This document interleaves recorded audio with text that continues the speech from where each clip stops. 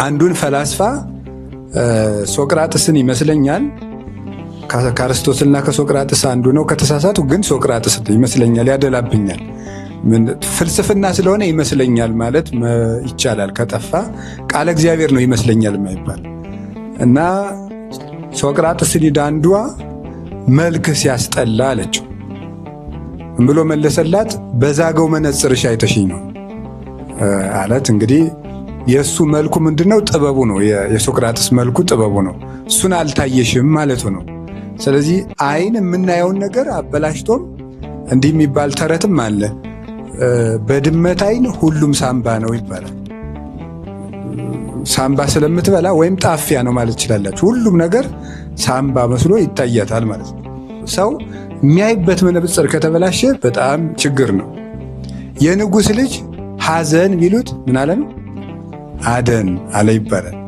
ምክንያቱም የንጉሥ ልጅ ሐዘን አያውቅም። የቱላችሁ ነው ብሎ ሐዘን ቢሉት አደን፣ አንተ ሐዘን ነው ያለ አደን፣ ሐዘን ነው ምንል አደን አይሰማም። ምክንያቱም እሱ የሚያውቀው እየታደነ ሲዝናና፣ አውሬ እያደኑ ሲያዝናኑት፣ እያደኑ አምጥተው ሲያበሉት ነው እንጂ አዝኖ አያውቅም። ስለዚህ ሰው በመነጽሩ ነው የሚያየው ማለት ነው። እና መነጽራችንን ማስተካከል እንዴት ያለ ሸጋ መሰላችሁ? እስኪ እንደው 30 ሰከንድ ልስጣችሁና ይህ ዓለም ለእኔ ምኔ ነው ብላችሁ አስቡ። እስኪ አስቡ። ይህ ዓለም ምንድን? ዓለም ለእናንተ ምንድን ነው?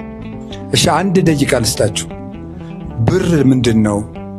ብር ምንድን ነው? ለራሱ ብርንም እስቲ ያስቡት። ዕድሜ ምንድን ነው? ብር ምንድን ነው? መኖር ምንድን ነው? ሰው ምንድን ነው? እስኪ አስቡ ጥቂት። እንቅልፍ ምንድን ነው? ምግብ ምንድን ነው? አስቡ። 1 ደቂቃ በጣም ረዘመ አይደል? ስራ ሲሰሩበት እንደዚህ ነው። ለማይሰራ ሰው ደግሞ እንዴት ነው? የሚገርመኝ ብዙ ሰው መኪና ሲያሽከረክር መብራት አለ። ስንት ደቂቃ ናት? 1 ደቂቃ ነው 30 ሰከንድ ናት። ትዕግስት የሚባል ሰው የለውም ብዙ ሰው ሳይ ማለት ነው። እኔንም የሚያሽከረክሩኝ ሰዎች ነው መቼስ የማየው። እንግዲህ ሌላ ቀን አንወስድም እንዳይሉኝ እግዚአብሔር ይቅር ይበለኝ። አሁን ቁጭ ብሎ ሰው 30 ደቂቃና 1 ሰዓት ወሬ የሚያወራው ሰው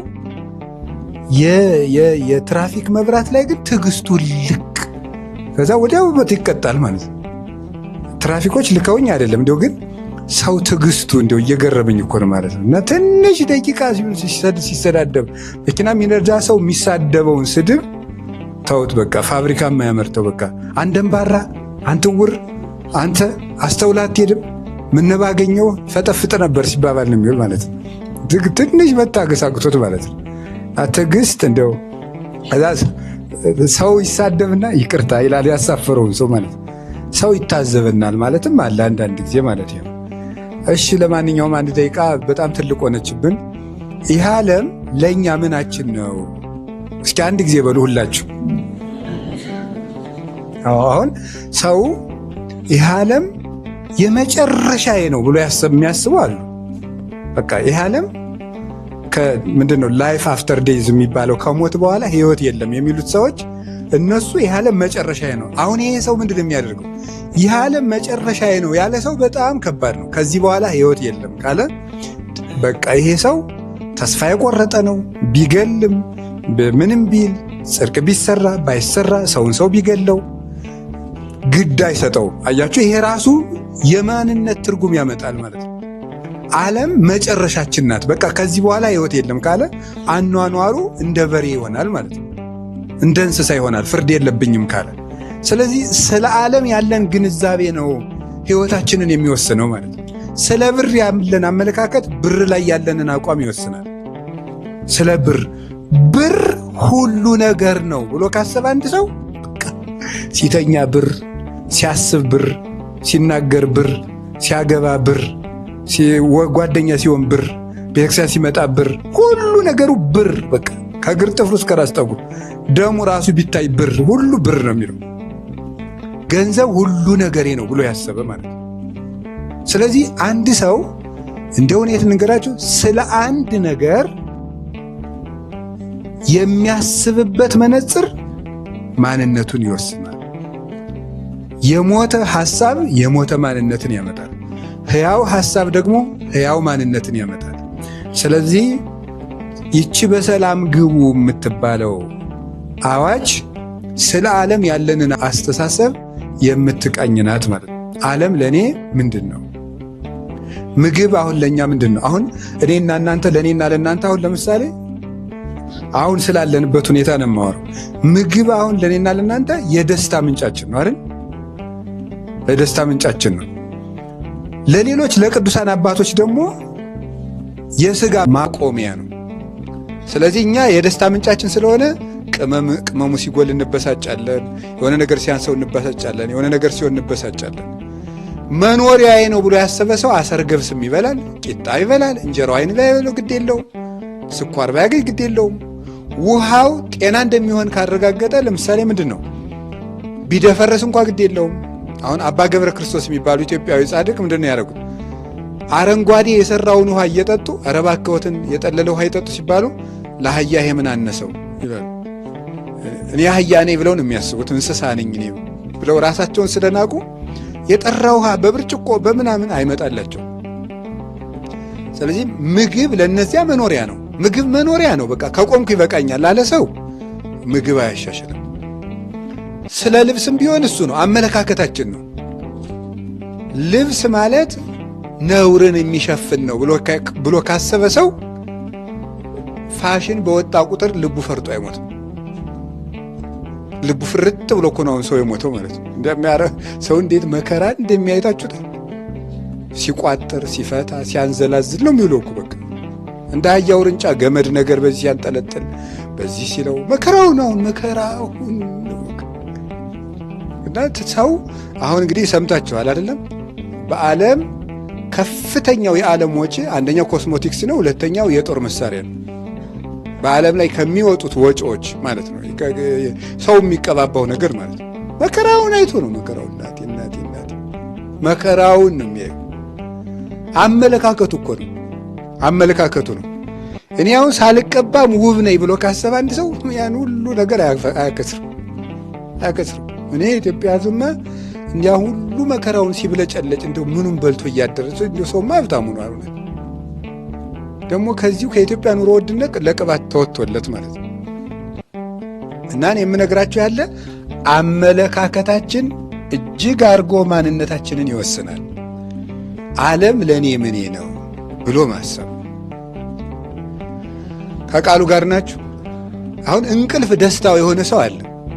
ደስታው በቃ እኔ በቃ ካልተኛው ደስ አይለኝም ብሎ ዝም ብሎ እንዳምባዛ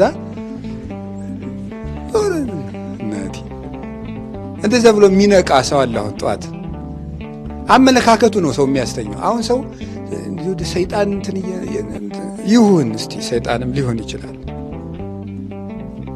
ዋና የመጀመሪያው ግን አመለካከቱ ነው። ስለ እንቅልፍ ያለን አመለካከት እንቅልፍ ደስታ አይደለም። እንቅልፍ ማረፊያ ነው።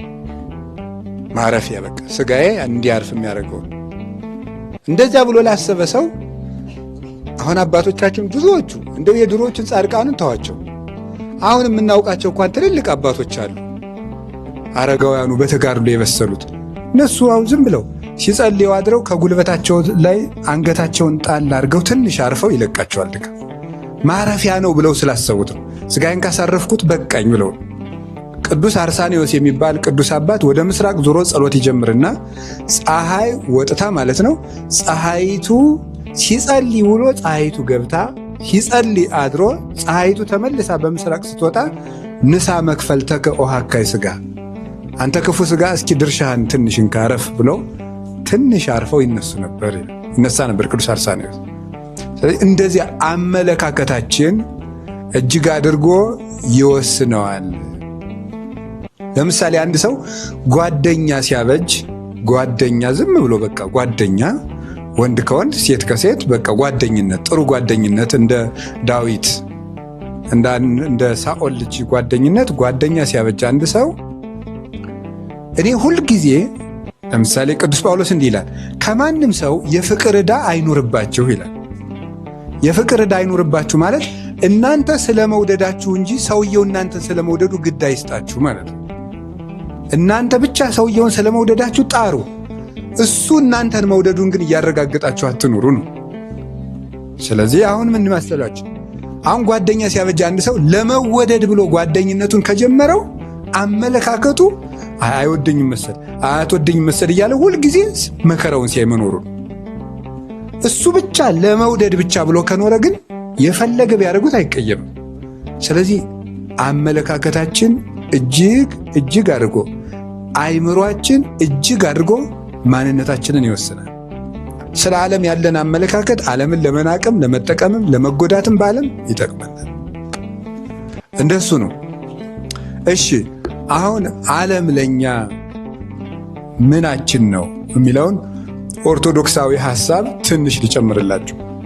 ዓለም ለኛ ምናችን። አሁን ይሄ እንደው ስለ ዓለም ያለን አመለካከት ቀላል እንዳይመስላችሁ ነው። ስለ ዓለም ያለን አመለካከት አሁን ዓለምን በሙሉ የሚያበጣብጠው ብትሉ የሚያሸበርቀው ብትሉ ዓለም ላይ ያለው ነገር በሙሉ የርዕዮተ ዓለም ወይም የቪው ውጤት ነው። ወርልድ ቪው የሚባለው ዓለማዊ እይታ ርዕዮተ ዓለም የሚባለው እጅግ አድርጎ ወሳኝ ነው።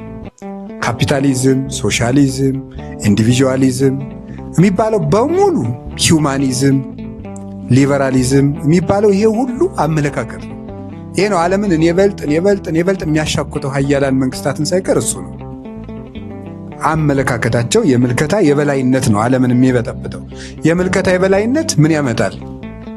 የጥቅም የበላይነትን ያመጣል። ራስ ወዳድነትን ያመጣል። የሁሉ የተወለደው ለዚህ ነው። አሁን ለኛ ዓለም ግን ምናችን ነው ነው? እሺ ለኛ ይሄ ዓለም ምናችን ነው? የእንግድነት ቤታችን ነው። ይህ ዓለም ለኛ የእንግድነት ቤታችን ነው።